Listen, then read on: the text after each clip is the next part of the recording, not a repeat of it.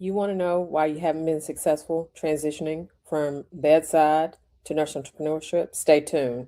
We got some practical tips to help you do this, just that. Hello, fellow nurse entrepreneurs. One of the things that I've always wanted to do was I always wanted to help nurses work from anywhere, pretty much have that flexibility, pretty much have that freedom so that they could do whatever they wanted to do. Joining VP Nursing was one of the best decisions that I could have ever made. If I was to have a regret, it would be that I didn't join sooner. If they wanted to be with their children, if they wanted to be with their families, they can do exactly what they wanted to do. Ola is the type of person, she's not going to let you stay the same. The way she levels up her clients in every area of their lives. I could not have imagined being a nurse with my own business, being in this space with so many amazing people, with a coach that 1,000,000% cares about what my outcome is going to be. And so here at VP Nursing, we teach nurses how to work from their computers anywhere around the world, making money, owning their own time, building profitable nurse coaching, consulting, and service-based businesses. And so now we're at the beach and we're working at the beach and we're having a great time. We're doing a brand photo shoot. It's an amazing time. So if you want to learn how to work from anywhere around the world, creating that flexibility, creating that freedom for yourself, but monetizing the knowledge that you already have, join us at VP Nursing Business Academy.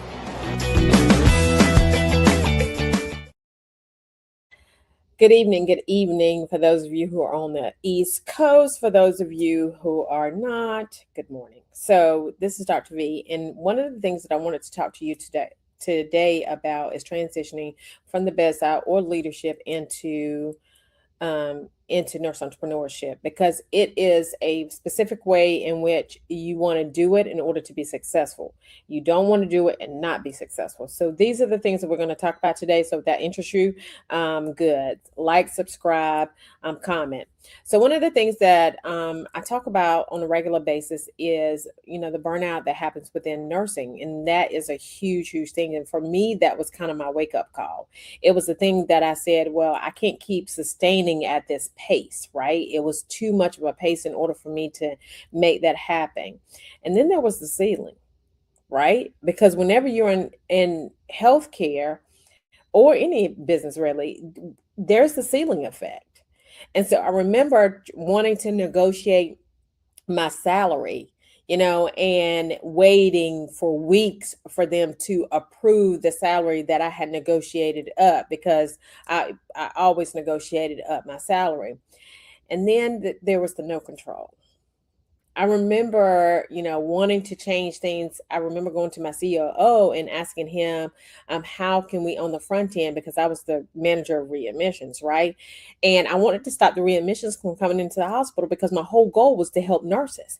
And so I went to him and I was like, listen, we need to stop the readmissions coming from the front end. Like, we got to be proactive about this thing.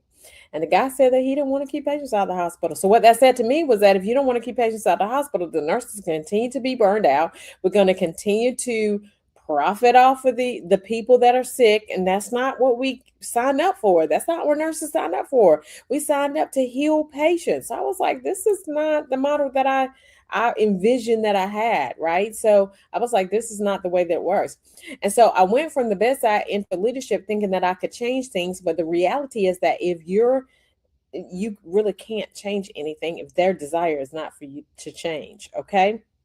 So, and then I had to just change my identity. And let me tell you something. This is the number one thing that you have to do, is to change your identity, right?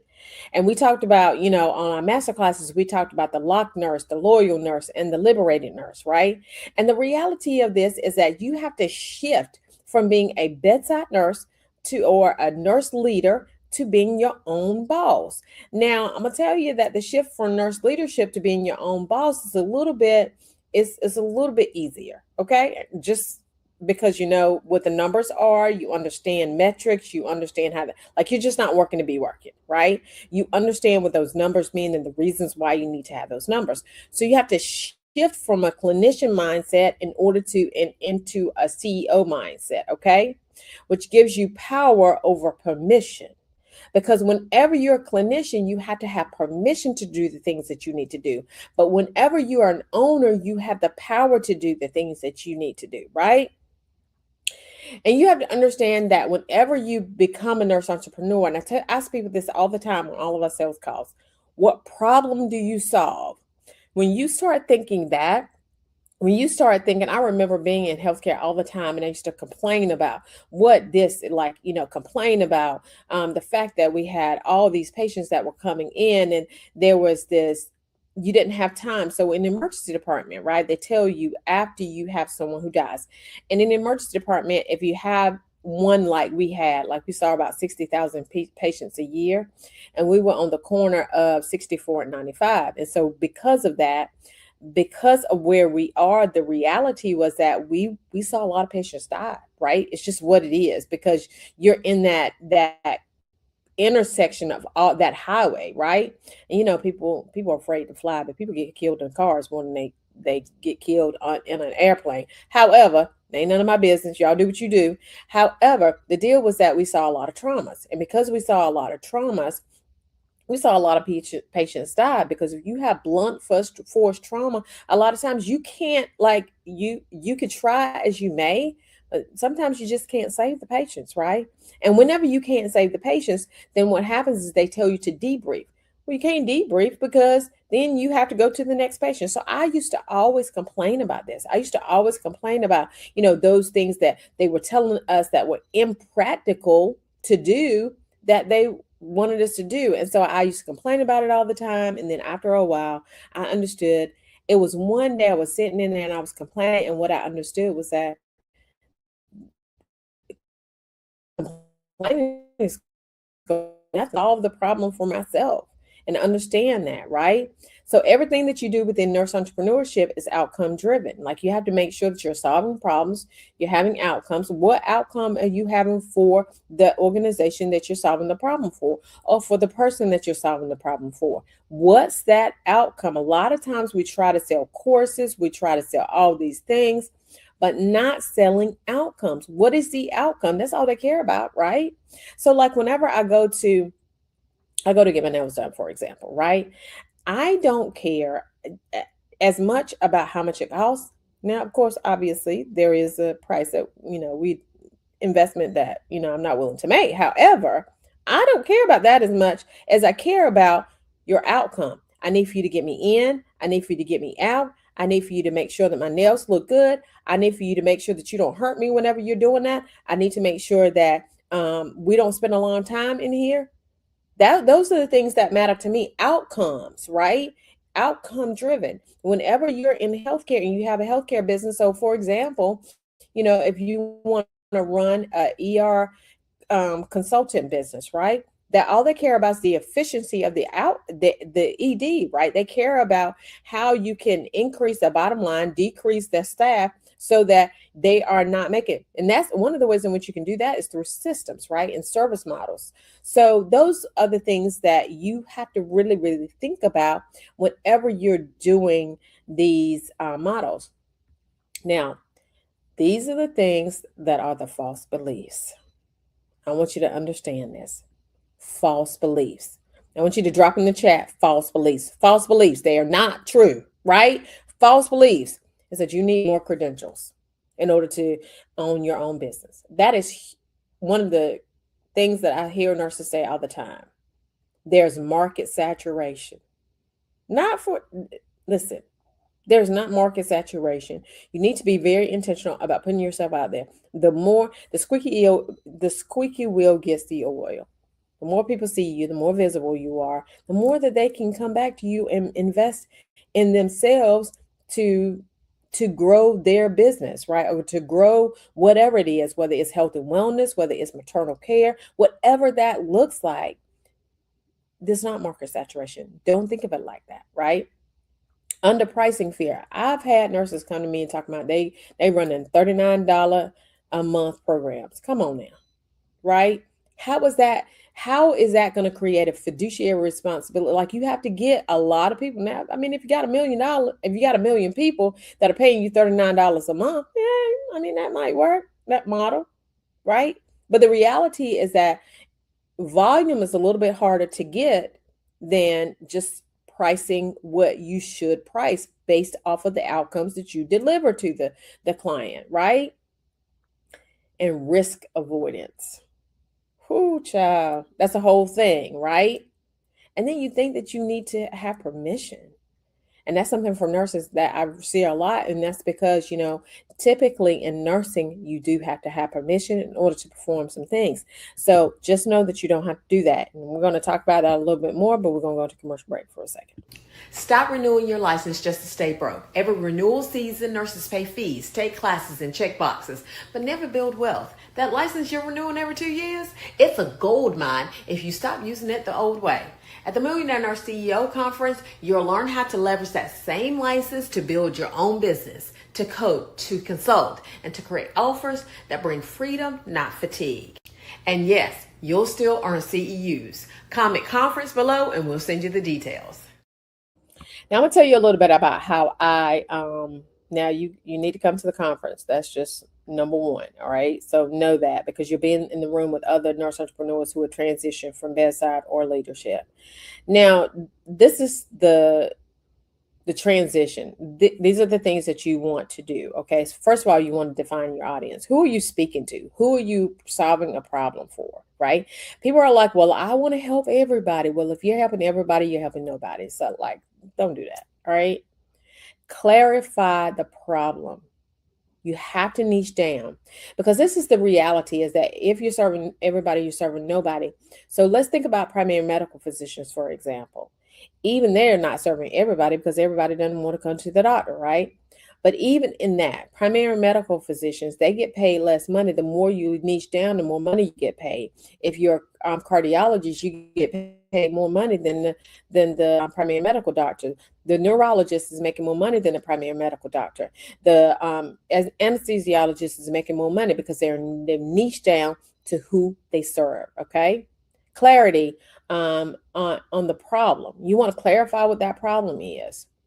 Understand how to package that solution. That's one thing that we help you do within this organization, is we help you to package your solution so that you get paid what you're worth, leverage your time, and what we're high quality clients who really want and need your help. Okay. Price for outcomes, right? So you don't want to price, you don't want to overprice, right? But you want to price for the outcome that you're giving them. If you're saving them $1 million, I had a client that came to me and she was charging these physicians $150 an hour. Well, she was making them $1 million. I was like, say what? What are we doing here? What do you, that doesn't even make any sense, right? And then you want to build the bridge. And one of the ways in which I built the bridge was that I just started, and once I defined my audience and I leveraged the systems in order to help me not always be in the business of the business, because you want to leverage those systems. Once I did that, then I grew the business. And once I doubled my income, then I was able to quit. But this is the one thing that you have to know, is that I knew that I needed systems. And once I found out that I needed systems and I got to the place where I started leveraging my systems, then really it started changing. It started changing and I started on autopilot, was able to get leads, right? Because leads eventually become clients, not all of them, but most, there's 25 to 30% of them that will become clients, right? And so you want to be able to do that. Then you have to have a money shift, okay? From hourly limits, it's much easier. Myron Golden talks about this all the time, that it's much easier to make a lot of money in a little time than to make a little money in a lot of time, right? And so ownership income, that's the difference. Strategic pay and wealth mindset shift. And one of the things that I have to caution you about, because some people are just really, really skittish when it comes to, revealing certain things as it relates to like the bank account and things of that nature, right? Now, obviously, no bank account information. However, like, what are the numbers? What do they look like? In order for you to be able to leverage that, I had to have someone help me with that in order to start thinking wealth mindset. And you want to make sure that you are doing that, right? Now, this is the ripple effects that you see. You see time freedom. So just give you an example. So like we're here in Miami right now. And so I'm going to show you where we are. We're here And we have, I don't know if you can see that behind me, but we have the ability, like you see the water. I'm not sure if you can see the water back there, but like we're able to be here, and I'm not location specific as to where I can work at or what I can do. Now, of course, we're going to have a good time, as we move forward. And but this is a good time for me. I like talking to y'all, right? But the reality is that we're going to put this away, and then we're going to take a sabbatical in order to be able to do that. But I don't have to really be in a specific place in order to be able to do that. And then I can have my time freedom. Like I don't have to do what someone else says in the time in which they say it, right? Location flexibility, right? Reduce burnout. You have a greater impact, and you can build legacy behind that. So that's the deal that you want to have as that ripple effect for yourself, and you want to help your clients move the needle as well. This is a deal. Nurses need authority. You got it. You're just not using it many times. Okay, you can influence the system, you can change the outcomes, you can literally change the way that we operate healthcare, but you have to own your own business in order to be able to do that. And so I encourage you to do that. Of course, we have the Millionaire Nurse CEO conference that's coming up. I encourage you to come and be with us at the conference. It's going to be amazing. Okay. You'll hang out with other 6 and 7 figure business owners, and you'll be able to leverage your time and just do exactly what you would like to do. You can see use and then you have fun, right? I know you've been in nursing conferences that have been boring. That's not what we do. That's not how we cultivate. I know that you may have been in spaces where people have bullied you. That's not what we tolerate at all. Like we are very intentional about that. So we look forward to seeing you at the conference, and you ladies and gentlemen have an amazing rest of your day. I'll talk to you later. Bye-bye.